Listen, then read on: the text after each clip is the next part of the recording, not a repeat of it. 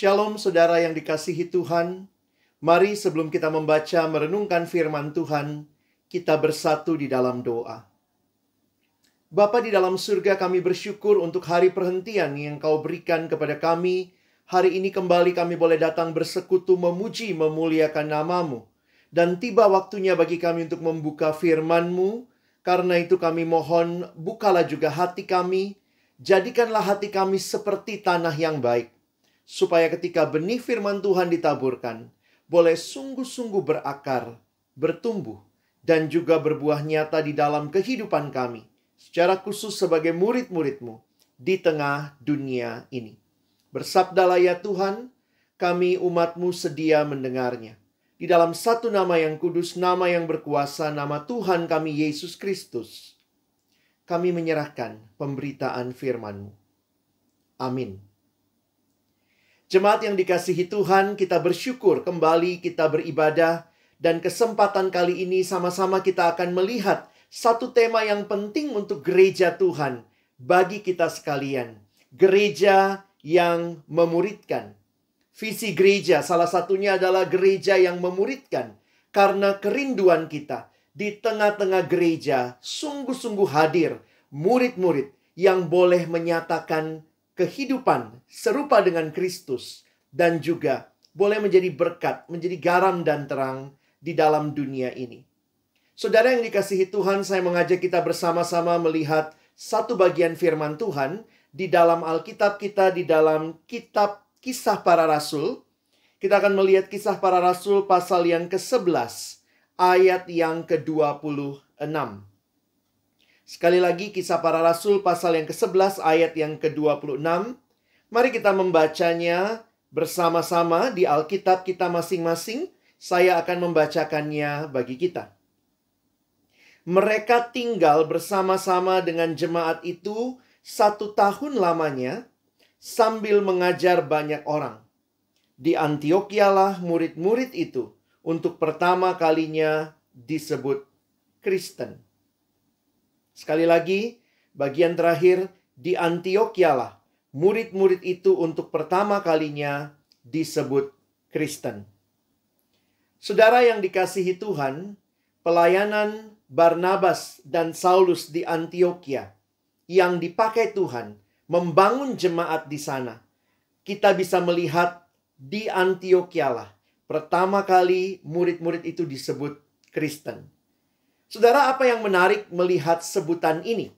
Sebenarnya kalau kita memperhatikan kata Kristen di dalam Alkitab kita, hanya muncul 3 kali di dalam kitab Perjanjian Baru. Kita akan melihat yang pertama itu ada di Kisah Rasul 11 ayat 26 yang sudah kita baca. Muncul kata Kristen. Yang kedua, kita bisa melihatnya di dalam Kisah Rasul pasal yang ke-26. Ayat yang ke-28. Saya bacakan bagi kita. Jawab Agripa, hampir-hampir saja kau yakinkan aku menjadi orang Kristen. Dan yang ketiga kali muncul di 1 Petrus pasal yang keempat, ayat yang ke-16. Tetapi, jika ia menderita sebagai orang Kristen, maka janganlah ia malu, melainkan hendaklah ia memuliakan Allah dalam nama Kristus itu. Saudara, 3 kali istilah Kristen muncul di dalam Alkitab kita. Dan kalau kita melihat pertama kali muncul di Kisah Rasul 11 ayat 26, nampaknya ini muncul sebagai sebuah ejekan. Ejekan kepada orang-orang yang mengikuti Kristus, yang gaya hidupnya seperti Kristus, sehingga mereka disebutkan Kristen. Saudara, ini membuat kita menyadari bahwa di dalam kehidupan sebagai orang Kristen, ada hal yang harusnya nampak, yaitu keserupaan dengan Kristus.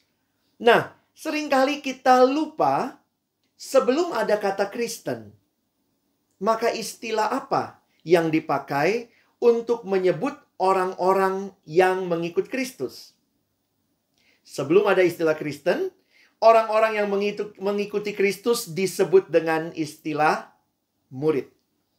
Jadi ini hal yang menarik untuk kita perhatikan bersama-sama, bahwa sebenarnya Kristen itu adalah murid.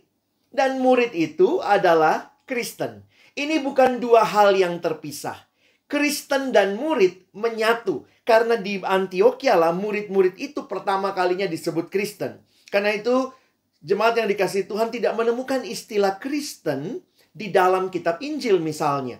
Tetapi kita melihat beberapa kali, berkali-kali bahkan disebutkan istilah murid.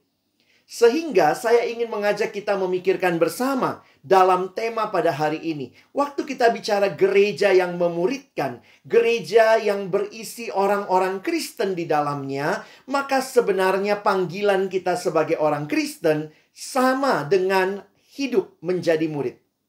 Memuridkan bukan bagian yang terpisah.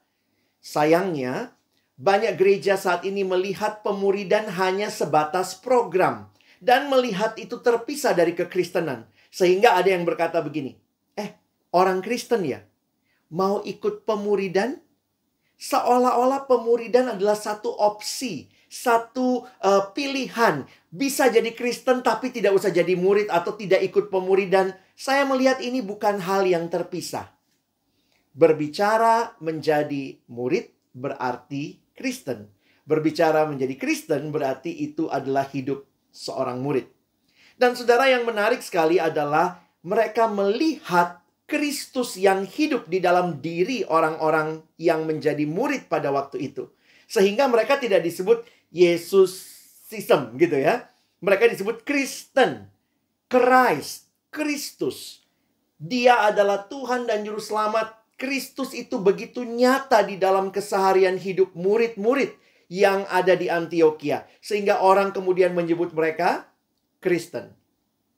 Pertanyaannya bagi kita di dalam masa kini, di dalam gereja kita saat ini, apakah sungguh-sungguh gereja kita adalah gereja yang berisi orang-orang Kristen, orang-orang yang adalah murid Kristus, yang kehidupannya menyatakan Kristus di tengah-tengah dunia ini?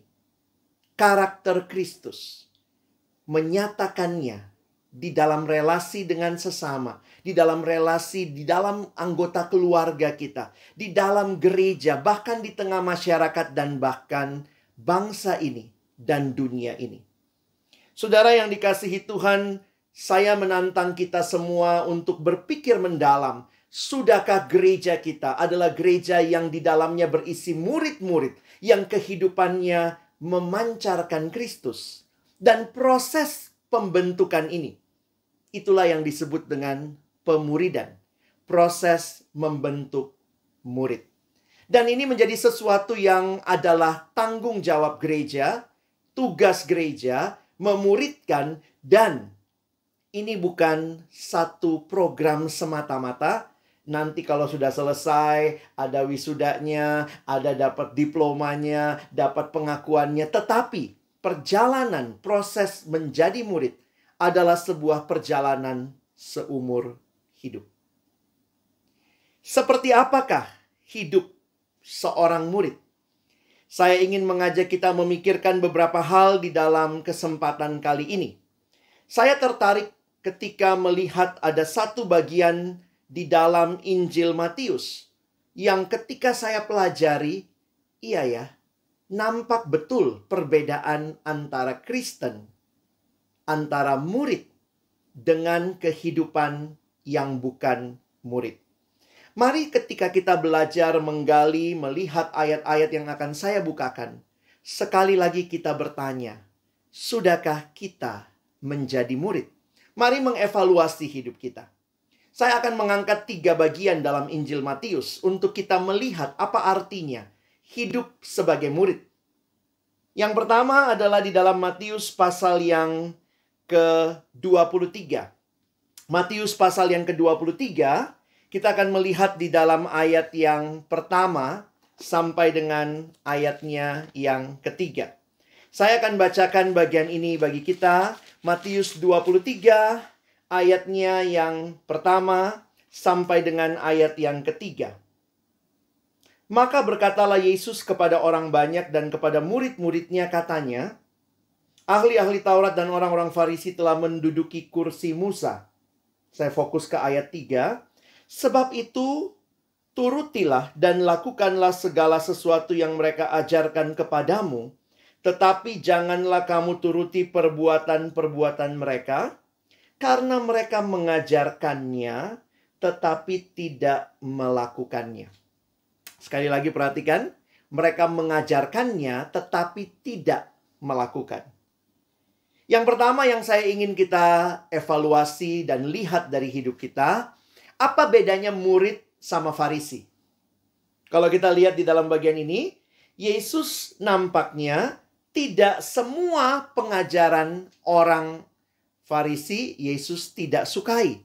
Saya kaget juga waktu baca di ayat kedua, ternyata Yesus memuji ajaran orang Farisi. Perhatikan ayat 2. Ahli-ahli Taurat dan orang-orang Farisi telah menduduki kursi Musa. Ayat 3, sebab itu, turutilah dan lakukanlah segala sesuatu yang mereka ajarkan kepadamu. Turutilah yang mereka ajarkan. Tapi Yesus memberikan catatan, tetapi janganlah kamu turuti perbuatan-perbuatan mereka, karena mereka mengajarkannya, tapi tidak melakukannya. Evaluasi pertama, kehidupan seorang murid adalah kehidupan yang bukan hanya tahu banyak seperti orang Farisi. Pengetahuannya pun bagus. Mungkin kita belajar banyak hal, doktrin-doktrin yang baik, tetapi pertanyaannya, apakah itu menjadi kehidupan kita? Murid bukan hanya tahu, tapi melakukan yang dia tahu. Kalau saudara berkata, wah saya tahu saat teduh itu penting, baca Alkitab tiap hari itu penting. Pertanyaannya, kita Farisi atau murid? Kalau murid bukan hanya tahu penting, tetapi dia melakukan di dalam kehidupannya. Itulah membuktikan seorang murid. Murid bergumul, tetapi dia melakukan. Karena dia tahu itulah yang Tuhan kehendaki. Banyak orang baca Alkitab tahu harus mengampuni. Bahkan doa Bapa kami mengajarkan, ampunilah kami akan kesalahan kami, seperti kami juga mengampuni orang yang bersalah kepada kami. Tapi realitanya, tahu. Sudah dilakukan? Murid bukan hanya tahu harus mengampuni, tetapi melakukannya. Farisi mungkin hanya sampai, aku tahu, aku harus mengampuni. Saudara yang dikasihi Tuhan, sudahkah kita menjadi murid? Bukan sekadar orang Farisi. Tentu tidak ada dari kita yang sempurna sudah bisa melakukan semuanya, tetapi biarlah kehidupan kita mencirikan murid, yaitu orang yang berjuang untuk melakukan setiap kebenaran yang dia ketahui, yang dia pelajari. Sehingga kita rindu gereja yang memuridkan, gereja yang di dalamnya bukan hanya banyak orang-orang yang tahu pengajaran Kristen, tetapi kehidupannya juga menjadi kehidupan yang mencerminkan Kristus. Sehingga orang bisa berkata, ya betul, Christ live in their everyday life. Kristus hidup di dalam keseharian mereka. Yang kedua, saudara mari lihat sebentar Matius pasal yang ke-7. Matius pasal yang ke-7 kita akan melihat di dalam ayat yang ke-21 sampai dengan ayat yang ke-20, 24 sampai ayat yang ke-27. Matius pasal yang ke-7 ayat yang ke-24 sampai ayat yang ke-27. Perhatikan baik-baik bagian ini. Di akhir khotbah di bukit, Tuhan Yesus memberikan ilustrasi perumpamaan ini untuk menutup khotbah di bukit. Khotbah di bukit dari Matius pasal 5 sampai Matius pasal yang ke-7. Mari kita lihat sama-sama ayat 24. Setiap orang yang mendengar perkataanku ini dan melakukannya, ia sama dengan orang yang bijaksana yang mendirikan rumahnya di atas batu. Kemudian turunlah hujan dan datanglah banjir, lalu angin melanda rumah itu. Tetapi rumah itu tidak rubuh sebab didirikan di atas batu. Tetapi setiap orang yang mendengar perkataanku ini dan tidak melakukannya, ia sama dengan orang yang bodoh, yang mendirikan rumahnya di atas pasir. Kemudian turunlah hujan dan datanglah banjir, lalu angin melanda rumah itu, sehingga rubuhlah rumah itu dan hebatlah kerusakannya. Saudara yang dikasihi Tuhan, di dalam ayat ini kita melihat ada dua macam orang. Pertama, Yesus katakan mereka yang bijaksana, dan yang kedua yang bijaksini, yang bodoh. Bukan bijaksana tapi bijaksini. orang yang bodoh. Dan Yesus mengkontraskan keduanya. Seperti apakah kehidupan murid? Tentunya murid adalah orang yang bijaksana. Mari saudara melihat sebentar apa deskripsi tentang orang yang bijaksana dan orang yang bodoh. Sekali lagi ingat, setelah Yesus mengajarkan seluruh khotbah di bukit, dia menutupnya dengan gambaran dua macam orang. Orang yang bijaksana dikatakan di ayat yang ke-24, yang mendengar perkataanku dan melakukannya. Sekali lagi, mendengar perkataan Yesus dan melakukan. Yang kedua, orang yang bodoh. Di dalam ayat yang ke-26, tadi ayat yang ke-24 ya. Tetapi setiap orang yang mendengar perkataanku ini dan tidak melakukannya. Sekali lagi Yesus memberikan penekanan kepada kehidupan murid adalah bukan hanya tahu, bukan hanya dengar, tapi melakukan. Itulah orang yang bijaksana. Dan orang yang bodoh, dia sudah tahu, dia sudah banyak dengar, tetapi dia tidak melakukan. Saudara, gambaran yang Tuhan Yesus berikan dalam ilustrasi yang mudah dimengerti seperti dua orang yang sedang membangun rumah. Satu di atas batu, sehingga waktu angin, hujan melanda rumah itu tetap kokoh berdiri. Tetapi yang satunya adalah yang mendirikan rumahnya di atas pasir. Lalu turun hujan, datang banjir, melanda rumah itu, rubuhlah rumah itu, dan hebatlah kerusakannya. Bagaimana dengan hidup kita? Apakah saudara orang bijaksana atau orang bodoh? Ini bukan kalimat saya. Ini persis yang Tuhan katakan. Yesus menyatakan ada dua macam orang yang sungguh-sungguh mendengar dan melakukan. Merekalah murid, orang bijaksana, dan orang bodoh. Yang mungkin sudah banyak dengar. Begitu banyak khotbah yang bisa kita dengar. Setiap hari Minggu ke gereja. Sekarang lagi musim online begini. Kita pun pilih-pilih. Mau dengar pendeta ini, mau dengar pendeta itu. Kita bisa switch channel. Satu hari Minggu luar biasa. Bisa datang 2-3 gereja. Yang mungkin dalam hari Minggu biasa kita tidak bisa lakukan. Tetapi yang penting bukan hanya mendengar banyak. Tetapi apa yang didengar benar-benar dipahami dan kemudian dilakukan dalam kehidupan. Murid menyatakan ciri orang yang bijaksana.